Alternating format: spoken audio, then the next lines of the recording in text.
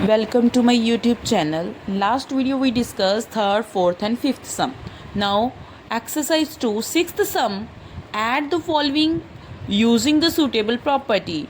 तो यहाँ पे हमें कोई suitable property को यूज़ करके क्या करना है, ऐड करना है. सिंपली क्या करना है, ऐड करना है.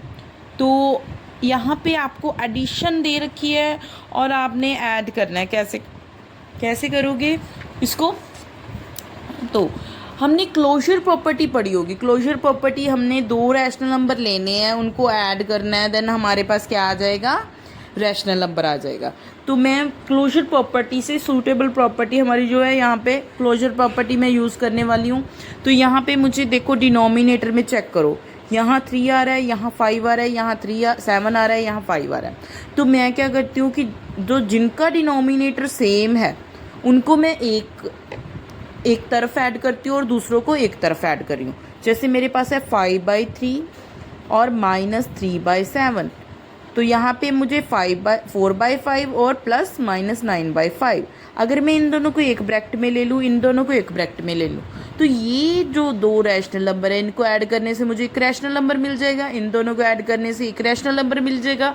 तो फिर मेरे पास दो रैशनल नंबर फिर से होंगे, उनको मैं ऐड करूँगी तो मेरे पास फिर से रैशनल नंबर मिल जाएगा. तो इसको मैं ऐसे सॉल्व करने वाली हूँ बाय यूजिंग क्लोजर प्रॉपर्टी. तो यहाँ पे मुझे एलसीएम लेना होगा. 7 3 ज़ा 21. तो 5/3 सभी में एक स्टेप यूज़ हो रहा है, सिर्फ एलसीएम लेना. अगर आपको एलसीएम लेना आता है तो ये आपके लिए बहुत आसान है करना, तो आप ऐसे ही करते रहना.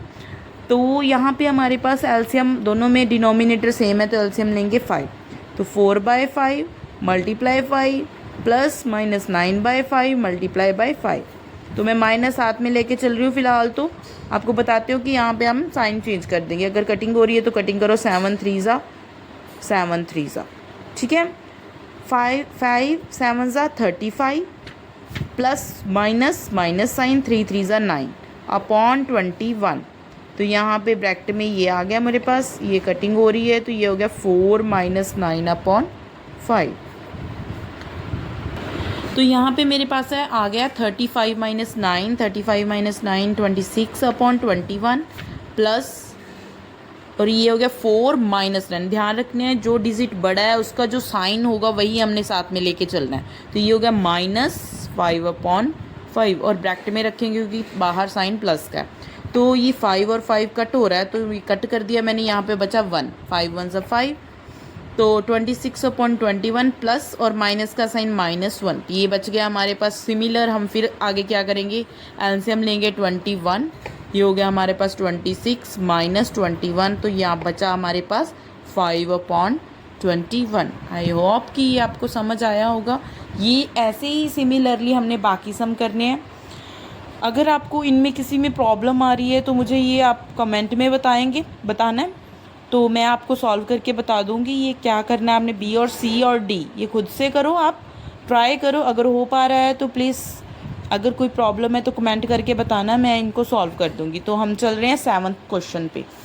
7th क्वेश्चन है what number should be added to -7 upon 11 to get 1/22. What number, तो बोल रहे हैं कि कौन सा नंबर शुड बी एडिड, कौन सा नंबर ऐड करें -7 अपॉन 11 में टू गेट 1/22. तो हमें क्या मिल जाए, 1/22. तो वो नंबर हम लेके चल रहे हैं, लेट करके चल रहे हैं. Let the number be.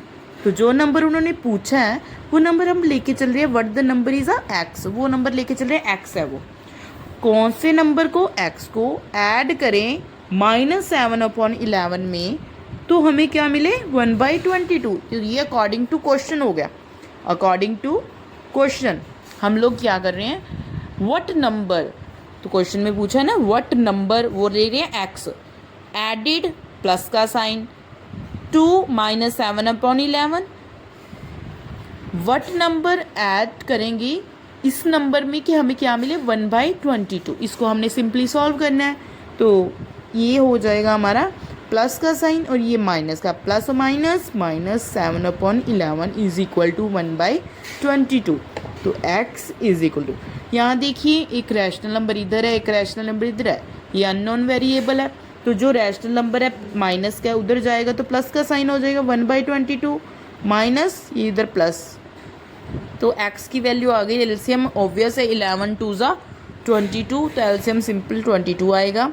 तो ये हो गया 22 को मल्टीप्लाई करेंगे 22 से, 7/11/22, 11 यहाँ से कट हो जाएगा, तो ये बचा हमारे पास 7 2 ज़ा 14 अपॉन 22, ये बचा 15/22।